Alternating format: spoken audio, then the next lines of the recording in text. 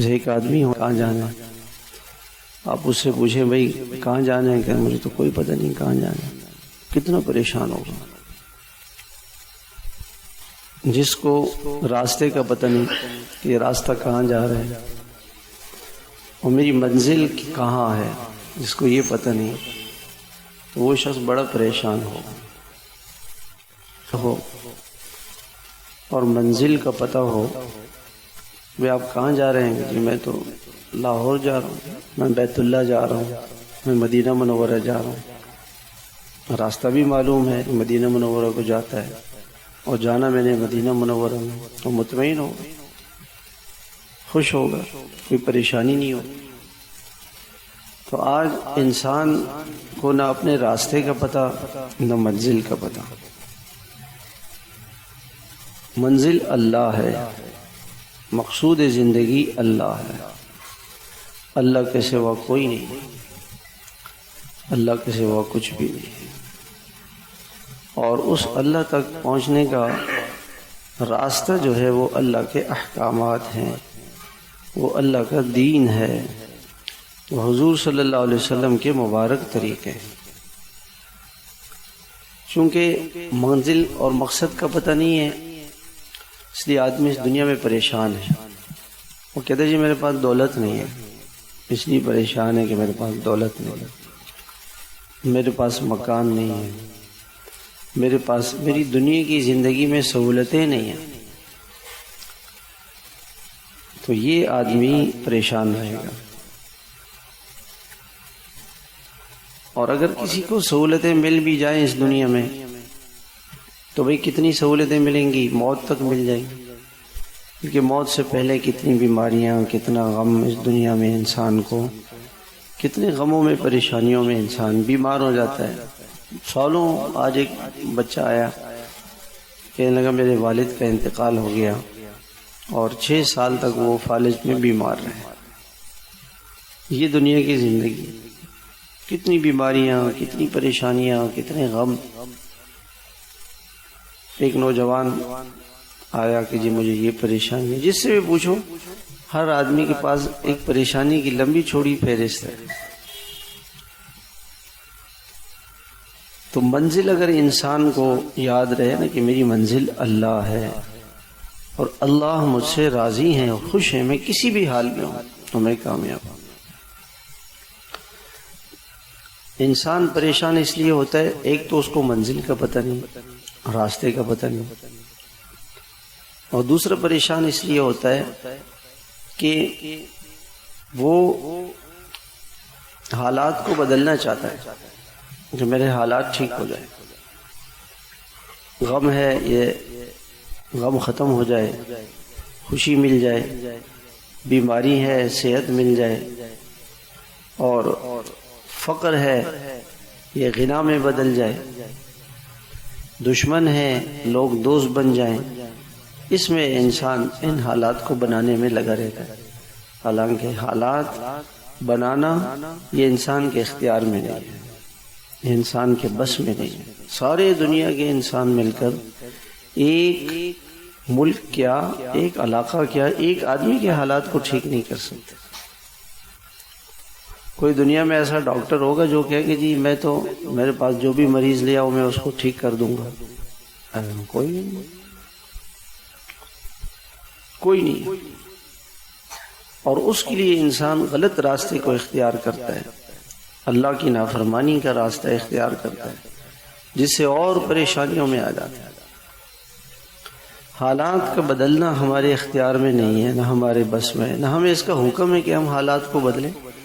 حالات اللہ کی طرف سے آتے ہیں، ہر حال اللہ کے حکم سے آتے ہیں۔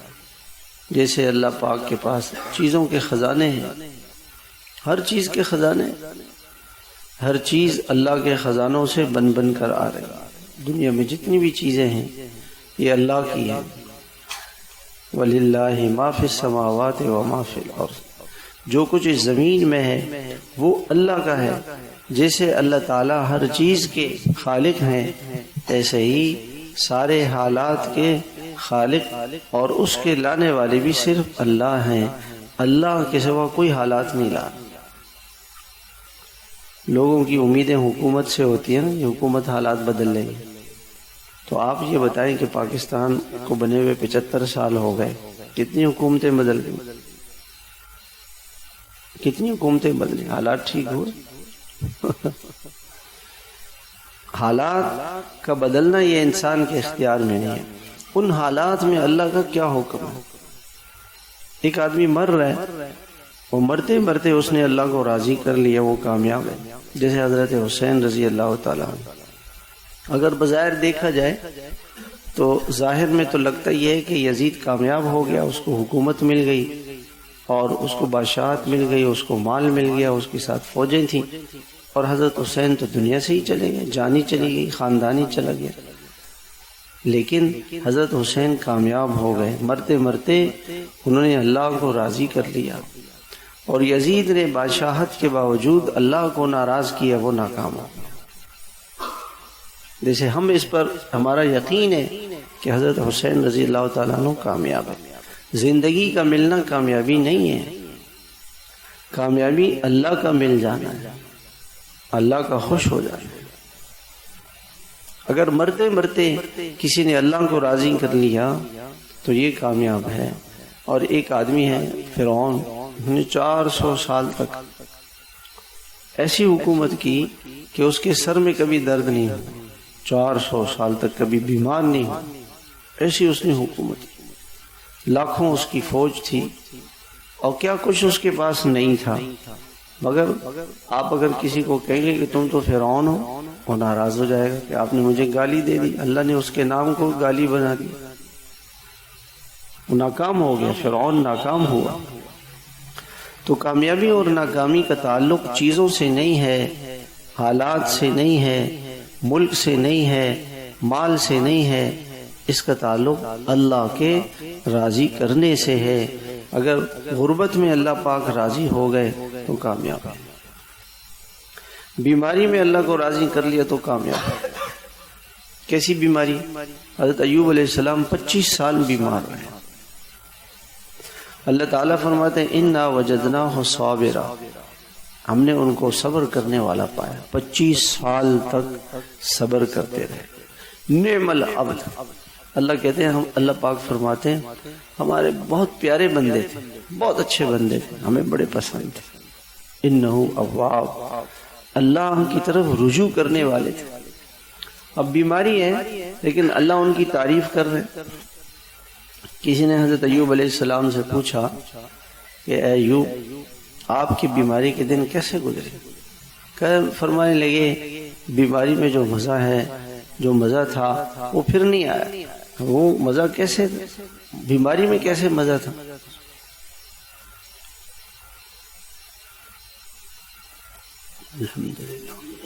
فرمانے لگے کہ روزانہ اللہ تعالیٰ کی زیارت ہوتی تھی اور اللہ تعالیٰ پوچھتے تھے ایوب کیا حال ہے، اس حال میں ہم سے خوش ہو یا نہیں؟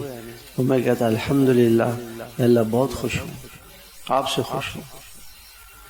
روزانہ اللہ کی زیارت ہوتی تھی، اس کا جو مزہ ہے وہ تم بیان نہیں کر سکتے. تو بیماری میں حضرت ایوب علیہ السلام کامیاب ہو گئے.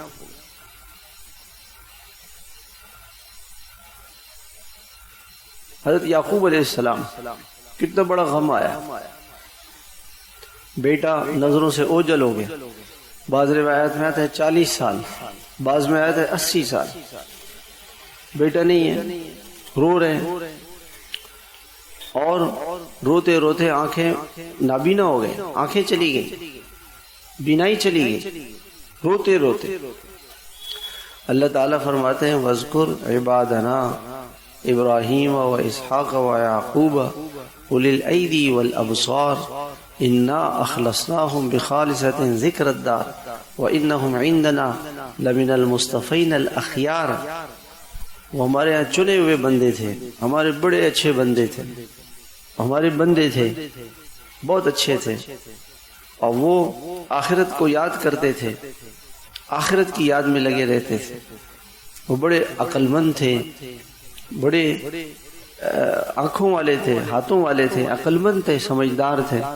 اور اللہ تعالیٰ فرماتے ہیں وَإِنَّهُ لَذُو عِلْمٍ لِمَا عَلَّمْنَاهُ ہم نے ان کو بڑا علم دیا تھا. اب ظاہر میں حالات کتنے خراب ہیں، لیکن یعقوب علیہ السلام کی اللہ تعریف فرما رہے ہیں، اللہ تعالیٰ ان کو کامیاب فرما رہے ہیں. اللہ تعالیٰ حدیث پاک کے اندر آتا ہے کہ اللہ تعالیٰ نے فرمایا کہ اے یعقوب، آپ کو پتہ ہے میں آپ پر یہ تکلیفیں کیوں لے کر آئی اور آپ نے کیوں اس پہ صبر کیا؟ کہ اللہ مجھے تو پتہ نہیں. میں اللہ پاک فرمانے لگے میں شہادت کا مرتبہ آپ کو دینا چاہتا تھا، بڑا اعلیٰ مرتبہ میرے ہاں شہیدوں کا ہے، وہ مرتبہ دینا چاہتا تھا، اس وجہ سے یہ تکلیفیں آ گئی. تو دنیا کی تکلیفیں کوئی تکلیفیں نہیں ہیں. حضرت حضور صلی اللہ علیہ وسلم کے پاس غلام آئے تو حضرت فاطمہ رضی اللہ تعالی عنہ آئی اور انہوں نے کہا کہ حضرت علی رضی اللہ عنہ نے فرمایا کہ جاؤ حضور کے پاس غلام آئے ہیں، ان سے کوئی غلام لے آؤ تو آپ کی خدمت گھر کے کام وہ کر لے گا، آپ کو سہولت ہو جائے گی. تو وہ آئیں تو آپ علیہ الصلوۃ والسلام مصروف تھے، واپس چلی گئی. بعد میں جب حضور صلی اللہ علیہ وسلم فارغ ہو کے آئے تو حضرت فاطمہ سے کہا فاطمہ آپ کیوں آئی تھی؟ تو حضرت فاطمہ خاموش ہو گئی. حضور صلی اللہ حضرت علی رضی اللہ تعالیٰ عنہ نے عرض کیا کہ یا رسول اللہ میں بتاتا ہوں، اور فرمانے لگے کہ یہ سارا دن گھر میں کام کاج کرتی ہے جس کی وجہ سے کپڑے میلے کچیلے رہتے ہیں، اور کنویں سے رسی ڈال کے کنویں سے پانی نکالتے ہیں، سینے پہ نشان پڑ گئے، اور چکی اپنے ہاتھوں سے چلاتی ہے، ہاتھوں میں نشان پڑ گئے. تو خادم آئے تھے آپ کے پاس، اگر کسی خادم کا بندوبست فرماتے. آپ علیہ الصلوۃ والسلام نے فرمایا کہ بیٹی صبر کر. موسیٰ علیہ السلام نے صبر کیا. عریش جھونپڑی کو کہتے ہیں. موسیٰ علیہ السلام نے ایک جھونپڑی میں 12 سال گزارے، اور موسیٰ علیہ السلام کے پاس ایک چوغا تھا.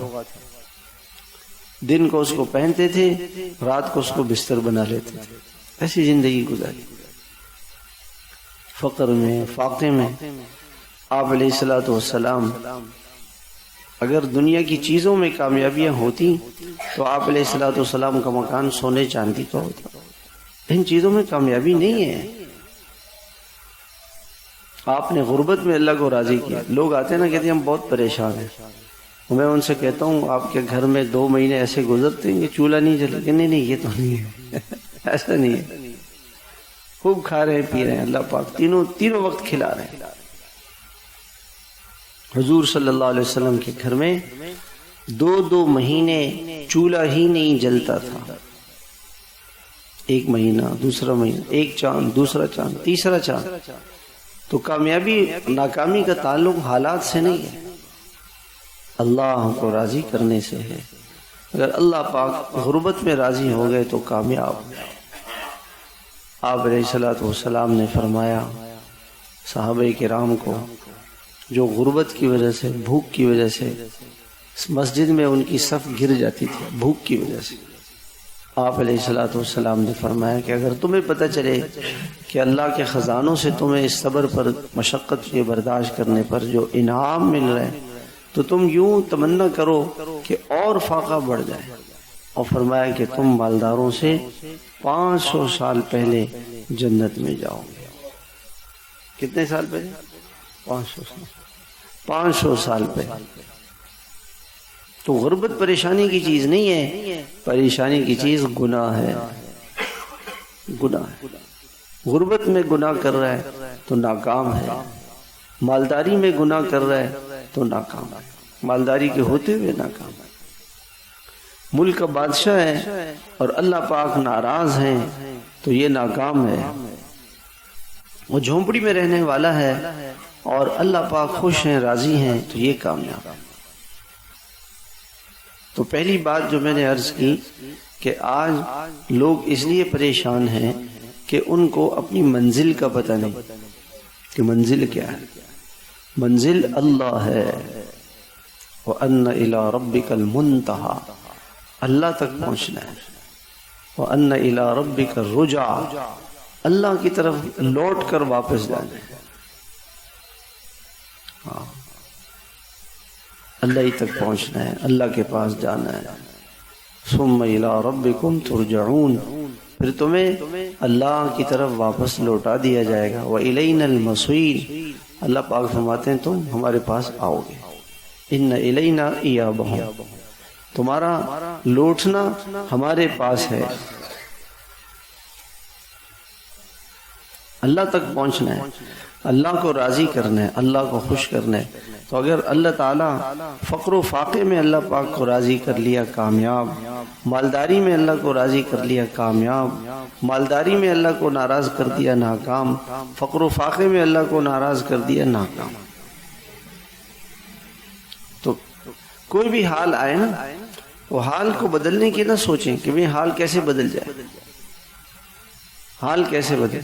اس لیے حدیث میں آتا ہے کہ اللہ تعالیٰ مومن کو جنت کا ایک اعلیٰ مرتبہ دینا چاہتا ہے، مگر اس کے اعمال ایسے نہیں ہوتے کہ وہ اپنے عمل سے جنت کے وہ اعلیٰ مرتبے حاصل کر لے، تو اللہ تعالیٰ اس پہ تکلیف لاتا ہے، وہ صبر کرتا ہے، برداشت کرتا ہے۔ اللہ تعالیٰ اس صبر پر اور اس برداشت کرنے پر اس کو وہ جنت کا اعلیٰ مرتبہ عطا فرما دے۔ ایک حدیث کے اندر ایک واقعہ آتا ہے کہ ایک آدمی تھا، مسلمان تھا، اور اس کا موت کا وقت قریب آ گیا۔ اس کا دل چاہا کہ میں تیل پی لوں، زیتون کا تیل پی لوں۔ تو اللہ تعالیٰ نے فرشتوں کو بھیجا کہ جاؤ اور اس تیل کو گرا دو تاکہ یہ نہ پی سکے۔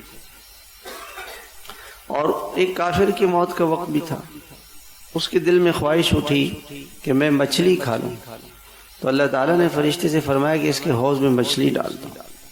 تو گھر والوں نے دیکھا کہ حوض میں مچھلی ہے، اس نے اٹھا کے مچھلی پکائی اور کھا لی، کافر نے کھا لی اور مر گیا، اور جو مسلمان تھا اس کا تیل گرا دیا۔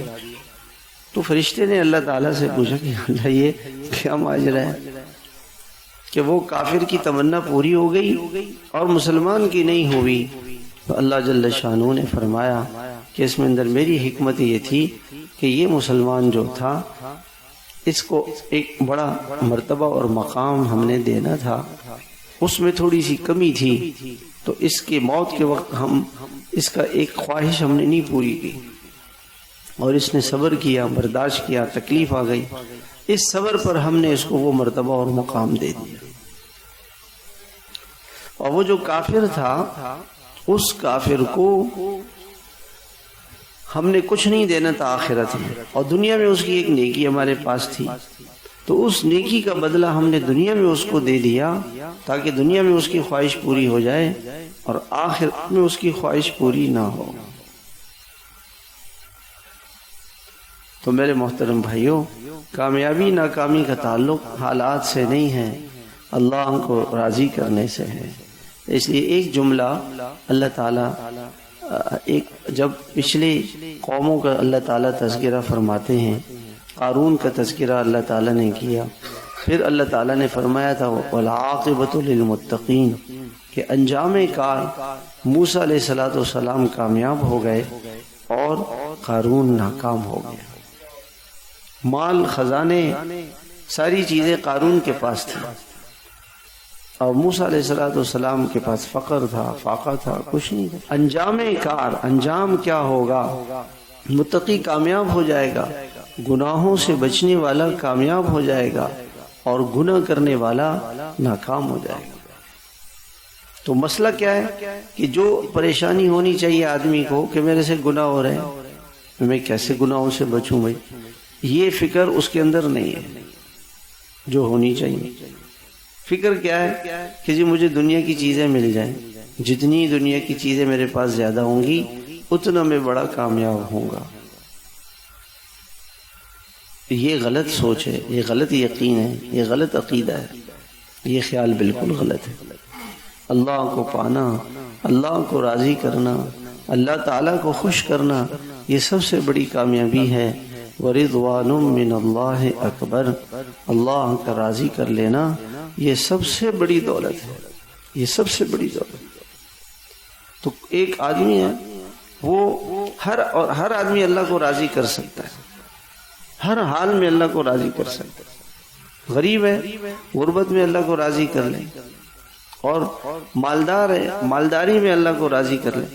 دو آدمی، ایک غریب ہے اور ایک مالدار ہے، دونوں کی نیکیاں برابر ہو گئی، تو یہ غریب قیامت کے دن اس مالدار سے 500 سال پہلے جنت میں جائے گا، اور وہ مالدار 500 سال کے بعد جائے گا. تو مالدار کو مزے ملے جنت کے. مزے کون سے ملے؟ جنت کے. اور کتنے سال ملے؟ 500. اور مالدار کو مزے ملے دنیا کے، اور کتنے سال بھی؟ 100 سال کہاں ہوتے؟ اب تو 100 سال بھی نہیں ہوتے. تو آپ سے میں پوچھ رہا ہوں کہ کامیاب مالدار ہوا یا غریب ہوا؟ غریب. تو اس کو مزے ملے کس کے؟ جنت کے، آخرت کے. اور کتنے؟ 500 سال. 500 سال وہ پہلے جنت میں جائے گا. اور دنیا کے مزے، اس کی کیا حیثیت ہے؟ اللہ کے نبی علیہ الصلوۃ والسلام نے فرمایا یؤتا بانعم اہل الارض من اہل النار. ایک شخص کو لایا جائے گا جو دنیا میں سب سے زیادہ نعمتوں میں تھا، ساری خوشیاں، سارے مزے، ساری لذتیں اس کو ملی، لیکن من اہل النار، وہ جہنمی تھا. اس نے اللہ کو ناراض کیا تھا، اللہ کی ناراضگی والی زندگی اس نے گزاری، اور وہ مر گیا. مرنے کے بعد اللہ تعالیٰ فرشتوں سے فرمائیں گے کہ اس کو لے جاؤ، فیغمس غمسۃ فی النار، اس کو جہنم میں ایک غوطہ لگواؤ. جہنم میں اس کو ایسے پکڑ کے نا فرشتوں سے کہیں گے نیچے ڈبکی اس کو لگواؤ، غوطہ لگواؤ، اور پھر نکالو. جب اس کو نکالا جائے گا تو اللہ جل شانہ اس سے فرمائیں گے کہ یہ بتاؤ کہ کیا دیکھا تم نے؟ تو وہ کہے گا ما مر بی نعمت قط، مجھے کبھی کوئی خوشی نہیں ملی. حالانکہ دنیا میں سب سے زیادہ عیاشی، فحاشی، جھوٹ، دھوکہ، شراب، نشہ، ہر گناہ اس نے کیا ہوگا، لیکن جہنم کا ایک جھٹکا اس کی ساری زندگی کی خوشیوں کو بھلا دے گا. اور بلکہ یہ کہے گا ما رأیت فرحا قط، میں نے تو کبھی خوشی دیکھی نہیں. خوشی کیا ہوتی ہے؟ خوشی کیا ہوتی ہے؟ آج اس دنیا کی خوشی کے لیے لوگ رشوت لے رہے ہیں، سود لے رہے ہیں، جھوٹ بول رہے ہیں، دھوکہ دے رہے ہیں، ظلم کر رہے ہیں، اور قتل کر رہے ہیں، گالیاں دے رہے ہیں، لڑ رہے ہیں. بھائی بھائی سے لڑا ہوا ہے، بھائی اپنے بھائی کے گھر نہیں جاتا. شیطان ایسا ظالم ہے. اللہ کے نبی علیہ الصلوۃ والسلام نے فرمایا لا يدخل الجنت قاطع، رشتہ توڑنے والا اللہ کی جنت میں نہیں جا سکتا. ہم کہتے ہیں ہم بھائی سے نہیں ملیں گے، تو اللہ پاک فرمائیں گے کہ ہم اس کو اپنی جنت نہیں بلائیں گے. کیا فائدہ اس انا کا، اس ضد کا؟ بھائی کی بھائی سے لڑائی ہے، بہنوں کی لڑائی ہے، بہن سے لڑائی، چچا سے لڑائی، ماموں سے لڑائی، چھوٹی چھوٹی بات، جائیدادوں، جائیداد، چھوٹی سی بات پہ چھوٹا سا غصہ آیا اور غصے میں کسی کو قتل کر دیا، اور ہمیشہ کی جہنم اللہ پاک کی طرف سے مل گئی. اس دنیا کی اپنے نفس کی خوشی کی سارا مسئلہ کیا ہے؟ نفس کی خوشی کے خاطر اس نے گناہ کیا اور ہمیشہ کی جہنم اس نے لے.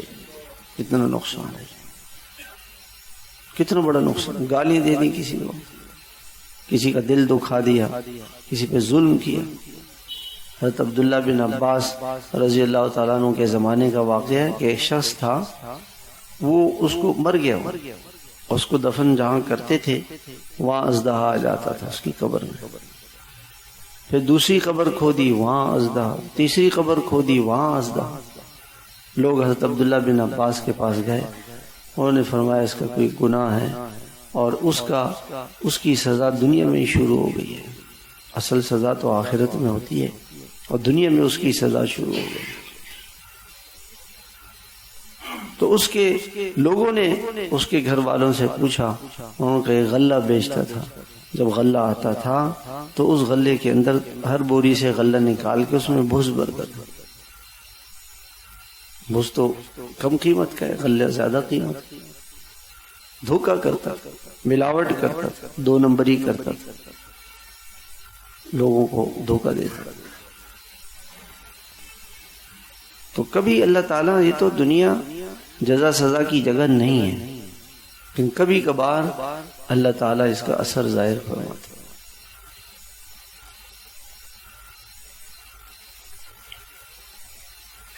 ڈاکٹر نور محمد صاحب تھے ملتان میں، انہوں نے ایک کتاب لکھی ہے، مرنے کے بعد کے حالات پہ ایک کتاب لکھی ہے۔ وہ فرماتے ہیں کہ میرے سامنے 100 آدمیوں کا انتقال ہوا ہے، 100 آدمیوں، اور کہتے ہیں 100 میں سے صرف 3 آدمی ایسے تھے کہ جنہوں نے مرتے وقت کلمہ پڑھا، بس 3 آدمی۔ اور کوئی کہہ رہا تھا، کوئی گانے گا رہا تھا، کوئی جو ہے وہ یعنی کیا کہہ رہا تھا، کوئی کیا کہہ رہا تھا، ایسے موت آ گئی۔ تو انہوں نے کہا کہ میں جماعت میں تبلیغ میں وقت لگاتا تھا، تو کہنے لگے کہ میں مانسیرا کے ایک دیہات میں گیا، وہاں لوگوں نے کہا کہ ایک آدمی ہے وہ بہت بیمار ہے، آپ اس کا کوئی اس کے لیے دوائی کا بندوبست کر لو۔ کہتے میں اس کے پاس گیا تو میں نے دیکھا کہ اس کا نیچے کا سارا دھڑ جلا ہوا ہے، آدھا جسم جلا ہوا ہے، اور وہ چیخیں مارتا تھا۔ میں نے کہا کیا بیماری ہے تمہیں؟ کہنے لگا کہ پاکستان کی ہندوستان سے جنگ تھی، میں فوجی تھا، تو ایک قبرستان میں ہماری ڈیوٹی لگی، وہاں پہ اسلحہ ہم نے رکھا ہوا تھا، اور اس کے اندر میں نگرانی کرتا تھا رات کو، تو ایک قبر سے آوازیں آتی تھی، تو میں نے دن میں جا کے دیکھا کہ یہ قبر سے آوازیں کیوں آتی ہیں، تو میں نے دیکھا کہ ایک جانور ہے، بلی کے قریب ہے، اور وہ جو مردہ پڑا ہوا ہے اس کو وہ ڈستا ہے، اور جب وہ اس کو ڈنک مارتا ہے تو وہ چیختا ہے وہ آدمی، اور اس کی چیخنے کی آوازیں آتی۔ کہتے ہیں شیطان میرے پہ سوار ہوا، میں نے اپنی رائفل اس کے طرف ایسے کی تاکہ اس کو ماروں، یہ جو جانور ہے اس کو ماروں، تو جانور نے مجھے دیکھا اور میرے پہ حملہ کر دیا، اور حملہ کرنے کے بعد میں وہ کہہ رہا کہ میں آگے یہ پیچھے، میں آگے میں یہ پیچھے، آگے جا کے ایک پانی کا جوہر تالاب تھا، میں اس میں کودا، اور جیسے میں اس میں کودا یہ پہنچا اور اس نے اس میں ڈنک مارا، اس سے سارا پانی بالکل ایسے ہو گیا جیسے آگ، اور میرا جسم جل گیا۔ اور آج تک میں نے بڑے اسپتالوں میں فوجی تھا، مجھے بڑے اسپتالوں میں لے کے گئے، لیکن میرا علاج نہیں ہوا۔ میں نے آخرت کا قبر کا عذاب اپنی آنکھوں سے دیکھا ہے، یہ اس نے کہا۔ اور یہ وہ عجیب واقعات اس کتاب میں لکھے ہوئے ہیں، صدیقی طرف سے مل جاتی ہے، میرے پاس بھی پڑی ہوئی ہے، وہ ڈاکٹر نور احمد صاحب کی کتاب ہے، موت کے بعد کے کیا حالات ہیں۔ تو دنیا تو جزا سزا کی جگہ نہیں ہے، لیکن کبھی کبھار گناہ کا ریئیکشن اللہ تعالیٰ اس دنیا میں کھول دیتے، گناہ کا ریئیکشن۔ یہ آنکھ کا گناہ کتنا خطرناک ہے۔ حضرت شیخ رحمۃ اللہ علیہ نے واقعہ لکھا ہے کہ ایک نوجوان کا انتقال ہونے لگا، موت کے وقت لوگوں نے اس کو کہا کلمہ پڑھو، اس نے کہا میں کلمہ نہیں پڑھ سکتا، میں نے ایک نامحرم عورت کو دیکھا تھا، اس کا چہرہ میرے سامنے آ رہا ہے اور میں کلمہ نہیں پڑھ پا رہا۔ یہ گناہ اتنی خطرناک چیز ہے بھائی۔ ہم نیکیوں کو دیکھ رہے ہوتے ہیں اپنی، میری نیکیاں کتنی ہیں، لیکن گناہ کتنے ہیں اس کو تو سوچتے بھی نہیں۔ کیسے چھوٹا سا گناہ بھی انسان کو کتنے زبردست خسارے کی طرف لے کے جانے والا ہے۔ اللہ کی نافرمانی تو بہت خطرناک چیز ہے، بہت خطرناک چیز، گناہ بہت خطرناک چیز ہے۔ شیطان آدمی کو پٹی پڑھاتا ہے اور کہتا ہے کہ یوسف علیہ السلام کے بھائیوں نے کہا کہ بھائی کو قتل کریں گے، اور اس کے بعد وَتَكُونُوا مِن بَعْدِهِ قَوْمًا صَالِحِينَ، پھر توبہ کر لیں گے، ابھی تو گناہ کر لو پھر توبہ کر لیں۔ یہ بہت خطرناک چیز ہے۔ ایک تو انجانے میں گناہ ہو گیا۔ قرآن کریم میں اللہ تعالیٰ نے فرمایا کہ وہ لوگ جو گناہ کر لیتے ہیں بجہالت، نادانی اور ناسمجھی میں، نادانی ہو گئی، بھول چوک ہو گئی، وہ الگ بات ہے، لیکن جان بوجھ کے اور پتہ ہے کہ یہ گناہ ہے، یہ بہت خطرناک ہے۔ تو دنیا کے مزے، دنیا میں گناہوں کے مزے ہیں، لیکن ان مزوں کے پیچھے کروڑوں برس کی جہنم چھپی ہوئی ہے۔ ایک نماز پہ کتنا وقت لگتا ہے؟ فرض نماز میں 4 رکعت پہ 10 منٹ لگ جاتے ہیں۔ چلو 10 منٹ کی نماز کو چھوڑا تو 2,88,00,000 سال تک جہنم میں جلے۔ سو گیا، نیند آ گئی، 10 منٹ کی نیند، کیا نیند ہوگی؟ نیند نماز پڑھ کے پھر سو جائے، فجر کی نماز پڑھ کے چلو پھر سو جائے، لیکن اس نے نماز کو چھوڑا 10 منٹ کی تو کروڑوں برس کی جہنم کی آگ۔ گناہ ایسی چیز، گناہ ایسی۔ حضرت گنگوہی رحمت اللہ علیہ کے حالات کے بارے میں لکھا ہے کہ حضرت کی عمر جب مبارک 25 سال ہوئی تو حضرت کو میراث ملی، دادا کی میراث والد کو، پھر والد کی میراث حضرت کو زمینیں مل گئی۔ تو حضرت نے اس کی تحقیق کی تو پتہ چلا کہ دادا جو تھے ان کو زیادہ دین کی معلومات نہیں تھی، تو اس زمانے میں انہوں نے لوگوں سے رہن پہ زمینیں لی تھی۔ عام طور سے زمیندار کیا کرتے ہیں، ایک آدمی کے پاس 100 ایکڑ زمین ہے اور وہ اس کو پیسوں کی ضرورت ہوتی ہے، تو وہ چودھری کے پاس جاتا ہے، چودھری سے کہتا ہے کہ مجھے پیسے دو۔ چودھری کہتے ہیں مجھے اپنی زمین میرے پاس گروی رکھواؤ، رہن رکھواؤ۔ وہ کہتے ہیں ٹھیک ہے، جب پیسے ہو جائیں گے پھر زمین آپ سے واپس لے لوں گا۔ 1 ایکڑ 2 ایکڑ زمین اس نے اپنی رکھوا دی اور لاکھ روپے لے لیے، 2 ایکڑ زمین گروی رکھوائی۔ اب یہ جو گروی زمین ہے یہ امانت ہے، اس کو کوئی آدمی استعمال نہیں کر سکتا۔ ایڈوانس کا جو پیسہ ہوتا ہے نا، ایڈوانس کا، یہ استعمال نہیں کر سکتے، وہ تو امانت ہے، اس کی امانت کو نہیں استعمال کر سکتے۔ میں نے کسی کو کہا بھائی یہ میرے پیسے آپ کے پاس پڑے ہوئے، اس کو استعمال نہیں کر سکتے۔ تو حضرت نے معلومات کی تو پتہ چلا کہ اس طرح سے دادا نے لوگوں سے زمینیں لی ہوئی تھی۔ تو حضرت نے وہ ساری جائیداد واپس کر دی ان لوگوں کو جن لوگوں سے زمینیں لی تھی، اور جتنے سال اس کی فصل کھائی تھی دادا نے، باپ نے، برسوں ہو گئے تھے، وہ سارے پیسے اپنے بیوی کے زیور کو بیچا اور بیچ کر کے وہ سارے پیسے ادا کیے۔ اس کو کہتے ہیں اللہ کا خوف، اللہ کا ڈر۔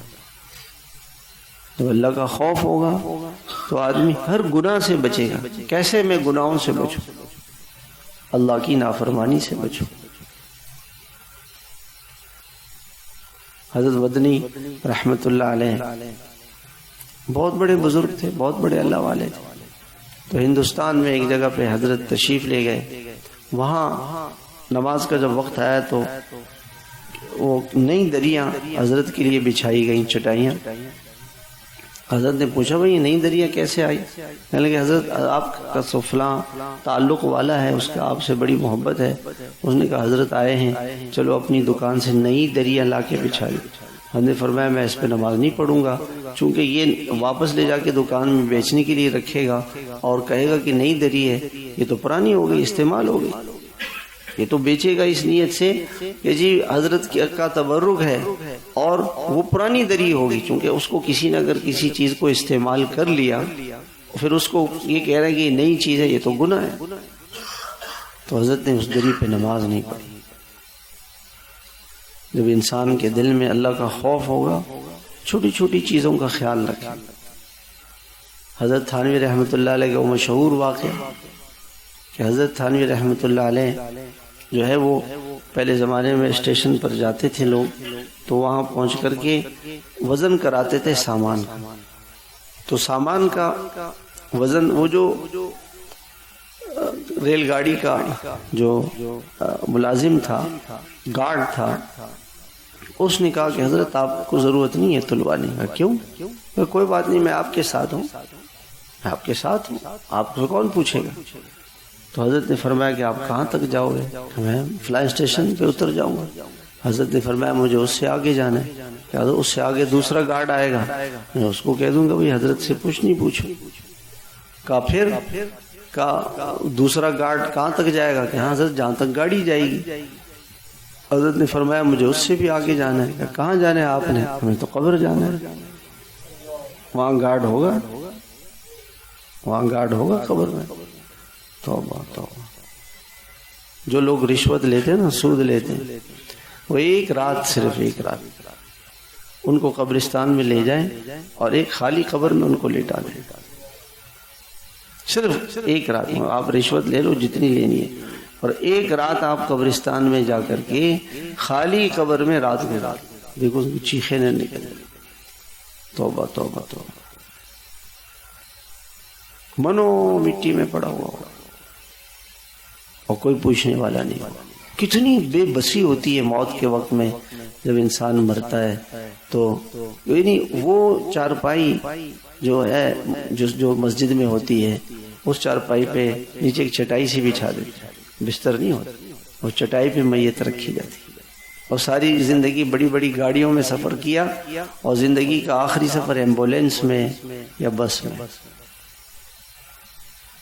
نہ قمیص ہے، نہ موبائل ہیں، نہ کپڑے ہیں، بس 2 چادریں ہیں، انہی چادروں میں لپیٹ دیا. نہ گدا، نہ تکیا، نہ بستر، نہ کوئی روشنی کا انتظام، نہ ہوا کا انتظام. یہ فرشتے سے ہے. فرشتے کہیں گے جو فجر کی نماز پڑھتا تھا اس کے قبر میں روشنی ہوگی، آپ کے قبر میں روشنی نہیں ہوگی. آپ نہ کوئی جنریٹر کا انتظام کر سکتے ہیں، نہ UPS کا انتظام کر سکتے ہیں، نہ بجلی کا انتظام کر سکتے ہیں. ہزاروں برس آپ کے قبر میں اندھیرا ہوگا کہ دنیا میں آپ نے فجر کی نماز چھوڑی تھی. آج تو اس کو لوگ بہت ہلکا سمجھتے ہیں کہ جی فجر کی نماز نہیں پڑھی تو کیا ہوا. وہ کہے گا میری قبر میں روشنی کا انتظام کرنا چاہیے، تو اس سے کہا جائے گا روشنی قبر میں تہجد کی نماز سے ملتی تھی، آپ سو رہے ہوتے تھے. دنیا میں بجلی چلی جائے کتنی پریشانی ہوتی. اور برسوں، پتہ نہیں کتنے سال لگیں گے قیامت تک کے لیے اندھیرے میں ہوگا اگر دنیا میں تہجد نہیں پڑھی. قیامت میں یہ چلے گا، اس کے سامنے اندھیرا ہی اندھیرا ہوگا. یہ کہ اللہ میں کیسے چلوں؟ اللہ تعالیٰ فرمائیں گے کہ جو دنیا میں مغرب کی نماز، اندھیروں کی نماز پڑھتا تھا، عشاء کی نماز، فجر کی نماز، یہ روشنی اس کے پاس ہوگی، آپ کے پاس نہیں ہوگی. آپ کے پاس نہیں ہوگی. ہاں، آپ کے پاس نہیں ہوگی. حضرت عمر بن عبدالعزیز رحمۃ اللہ علیہ کیسے اللہ والے گزرے ہیں، کیسے اللہ والے تھے. ایک مرتبہ بیٹے کی پٹائی کی اور اس کے ہاتھ سے سیب لیا اور کہا کہ یہ سرکاری خزانے میں سیب آئے تھے، یہ کیوں کھا رہے؟ بیٹے نے جا کے امی سے کہا. امی کے پاس جب پہنچے انہوں نے کہا آپ نے کیوں مارا ان کو؟ کہنا یہ سرکاری خزانے میں سیب آئے تھے، اس کا سیب کھا دے. کہ نہیں، یہ ہم نے اپنے پیسوں سے سیب خرید کے اس کو دیا تھا. ایک سیب کے دانے پہ اپنی بیٹی کی پٹائی کرتے. حرام چیز کھاتے. اس نے کہا نہیں، تو مجھے امی نے دیا ہے، گھر کا سیب. اور ان کا 2 سال ان کی حکومت رہی. 4 عیدیں اس میں آئی. 4 عید. جب عید آئی پہلی تو بیوی نے کہا اچھا جب خلیفہ بنے تو اپنا سارا مال سرکاری خزانے میں جمع کرا کے لوگوں پہ تقسیم کر دیا. اور بیوی سے کہا کہ میں آپ کو طلاق دینا چاہتا ہوں. اس نے کہا کیوں؟ کہ اس لیے کہ آپ کے پاس اتنا سارا مال ہے، لوگ کہیں گے کہ بادشاہ کے گھر میں اس کو بیوی کے پاس اتنا مال ہے اور لوگ فقر و فاقے سے ہوں گے، تو اس لیے میں آپ کو طلاق دیتا ہوں. کہ نہیں، مال چاہیے لے لو، غریبوں کو میں سب دے رہی ہوں، سارا مال غریبوں کو دے رہی ہوں. سارا مال غریبوں کو لگا دیا. اور تنخواہ اتنی آتی تھی کہ اس سے کھانا پینا چلتا تھا. تو بیوی نے کہا کہ عید کا موسم آ گیا ہے اور ہمیں جو ہے وہ بچوں کے لیے نئے کپڑے چاہیے. نئے کپڑے کہاں سے لے کر آئیں؟ تنخواہ میں تو اتنی گنجائش نہیں ہے. تو آپ ایسے کریں کہ جو خزانچی ہے، وزیر خزانہ ہے، کیشیئر ہے آپ کا، اس سے کہیں کہ 1 مہینے کی تنخواہ ایڈوانس دے دے، تو اس میں ہم بچوں کے لیے کپڑے بنا لیں گے اور 1 مہینہ روکا سوکھا کھا لیں گے، روٹی چٹنی سے یا فاقہ کر لیں گے. بچے عید تو اچھی گزار لیں گے،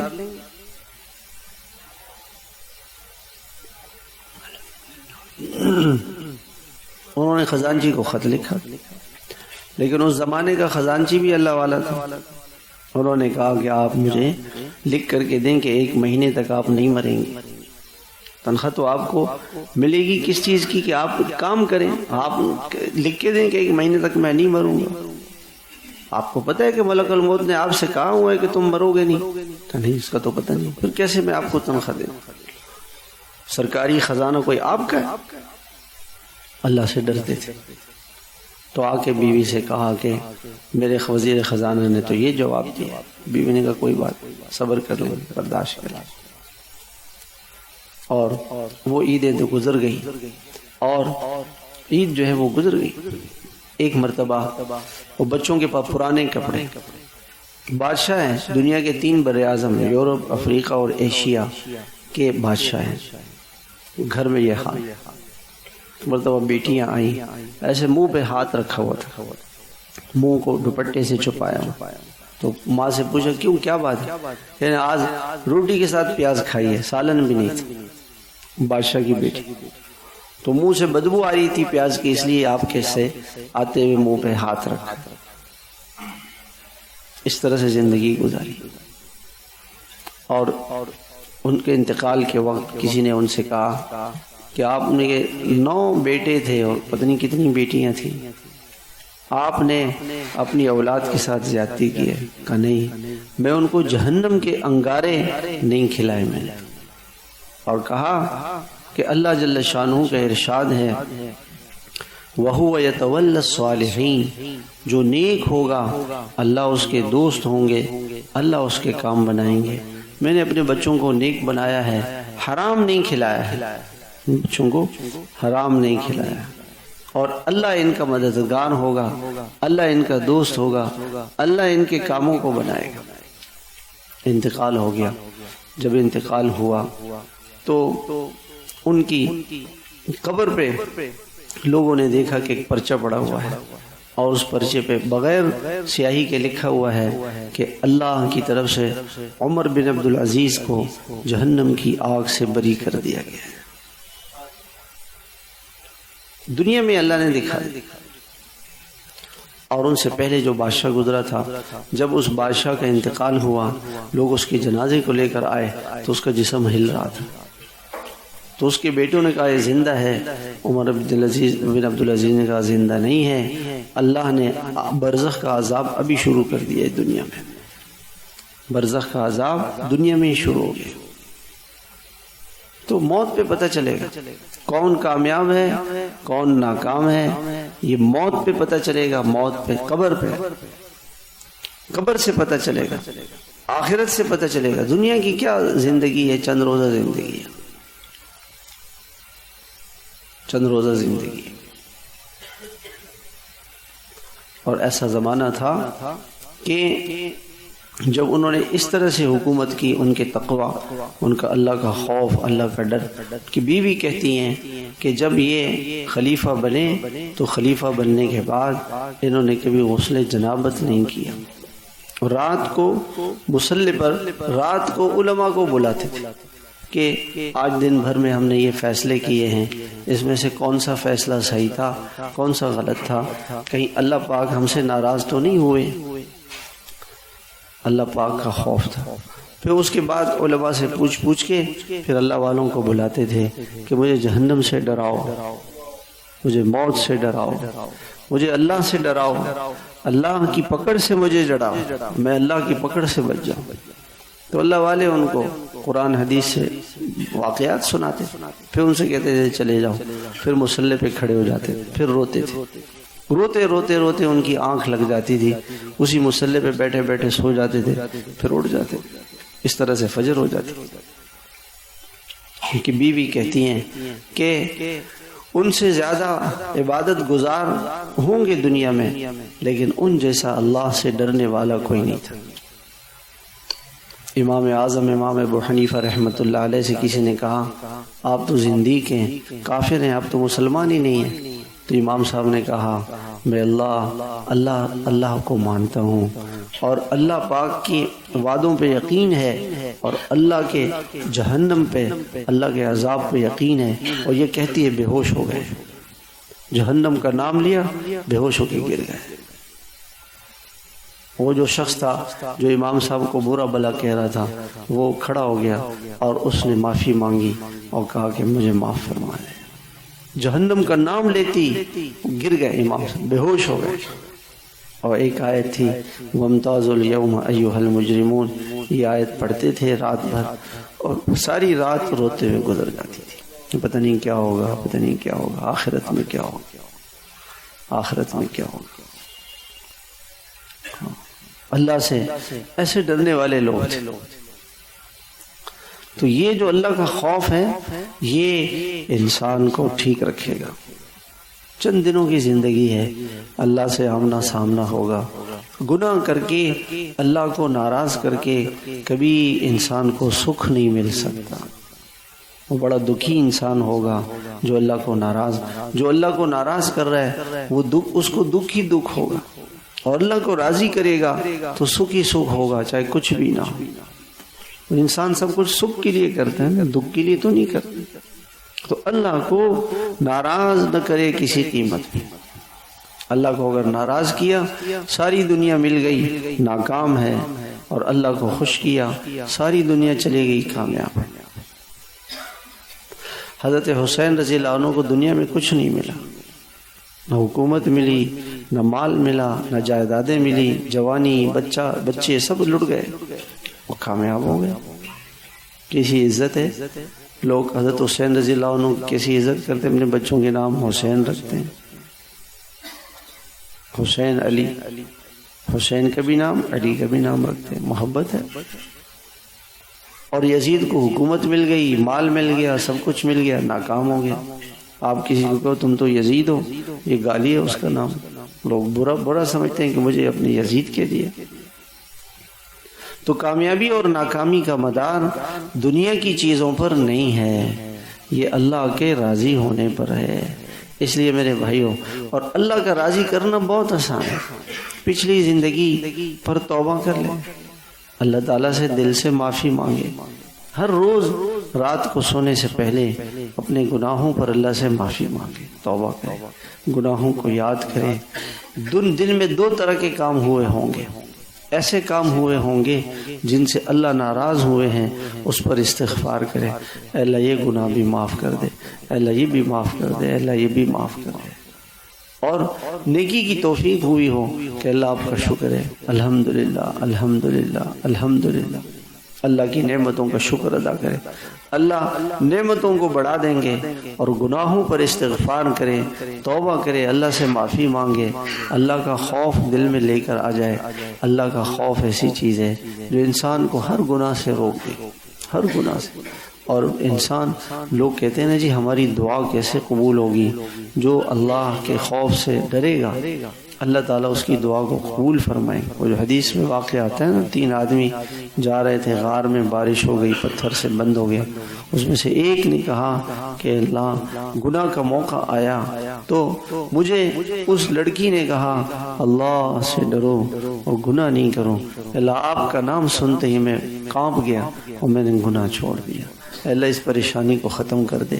گناہ کو چھوڑنا یہ پریشانیوں کو ختم کرنے کا سبب ہے۔ گناہ کو چھوڑ، اللہ کی ہر نافرمانی، کسی گناہ کو چھوٹا نہ سمجھ۔ اللہ کی ذات بہت بڑی ہے اور اللہ کی پکڑ بہت بڑی ہے۔ ایک آدمی تھا، وہ مچھلی لے کے جا رہا تھا، تو ایک ظالم آدمی آیا، اس سے مچھلی چھین کے لے گیا۔ اب یہ مچھلی لے کے تو چلا گیا، کھایا، اس نے کھایا پیا، کچھ دنوں کے بعد وہ بیمار ہو گیا، اس کی انگلی میں بیماری لگ گئی۔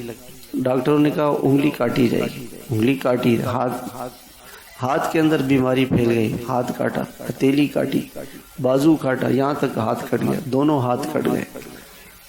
اب لوگوں نے کہا کہ تم نے کسی کے ساتھ ظلم کیا ہے۔ ہاں، میں نے ایک مچھلی والے سے مچھلی لی تھی، اس پہ چوری کی تھی اور اس سے زبردستی لے کے اسے کھا لیا، تو اس سے معافی مانگو۔ اس کو ڈھونڈا اور اس کے پاس جا کے کہا کہ میرے بھائی دونوں ہاتھ تو میرے کٹ گئے، مجھے معاف کر۔ لوگوں نے اس نے کہا کہ میں دل تو نہیں چاہتا کہ تجھے معاف کروں، تو نے بڑا ظلم کیا تھا، میرے بچے بھوکے تھے اور تم نے ان کا نوالا چھین کے ظلم کیا تھا میرے ساتھ، لیکن تیری حالت دیکھ کے تجھے معاف کرتا ہوں۔ کسی نے کہا کہ آپ نے کیا کہا تھا؟ کہ میں نے اللہ سے کہا تھا کہ اللہ آپ بہت طاقتور ہیں، میں تو بہت کمزور ہوں، میں کچھ نہیں کر سکتا۔ اللہ بہت طاقتور ہے بھائی، کسی کے ساتھ ظلم نہ کرے، کسی کے ساتھ زیادتی نہ کرے، کسی کو تھوڑی سی بھی تکلیف نہ پہنچائے، یہ آخرت میں اس کا سوال کیا جائے گا۔ موت حق ہے، اللہ کے سامنے جانا ہے، پیشی ہے اللہ کے سامنے۔ اللہ تعالیٰ ایک ایک ذرے کا حساب لیں گے۔ فَمَن يَعْمَلْ مِثْقَالَ ذَرَّةٍ خَيْرًا يَرَهُ وَمَن يَعْمَلْ مِثْقَالَ ذَرَّةٍ شَرًّا يَرَهُ۔ اور یہ خوف انسان کے اندر کیسے پیدا ہوگا؟ میرے محترم بھائیوں، اس کے لیے اللہ کے راستے میں نکلنا، دعوت دینا، تعلیم کے حلقوں میں بیٹھنا، اللہ تعالیٰ اللہ والوں کی مجلسوں میں بیٹھنا، اللہ کا کثرت سے ذکر کرنا، اپنی موت کو اور آخرت کو کبھی نہ بھولنا۔ روزانہ تھوڑی دیر بیٹھ کے اپنی موت کو سوچیں کہ میں چند دنوں کے بعد قبرستان میں ہوں۔ یہ جو آج لوگ زمین پہ قبرستان میں کل ہماری طرح سے پھر رہے تھے، ہماری طرح سے کبھی قبرستان پر سے گزرے تو یہ سوچیں اندر کیا ہو رہا ہے۔ اللہ اللہ۔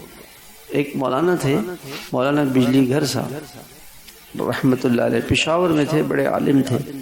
حضرت مولانا احمد علی لاہوری رحم اللہ کی خدمت میں حاضر ہوئے اور ان سے کہا کہ حضرت اللہ نے آپ کو کشف و قبور دیا ہے۔ کشف القبور یہ ہوتا ہے کہ قبر کو دیکھ کر اس کے حالات کا پتہ چل جائے۔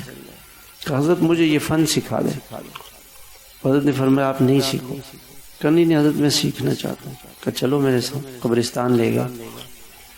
مولانا نے خود یہ واقعہ لکھا ہے، دونوں کا انتقال ہو گیا۔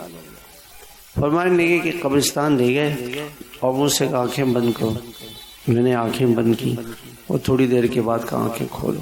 میں نے دیکھا تو آگ بھری پڑی ہے قبروں میں، سانپ بچھو اور اژدہے جا رہے ہیں اور آگ لگی پڑی ہے۔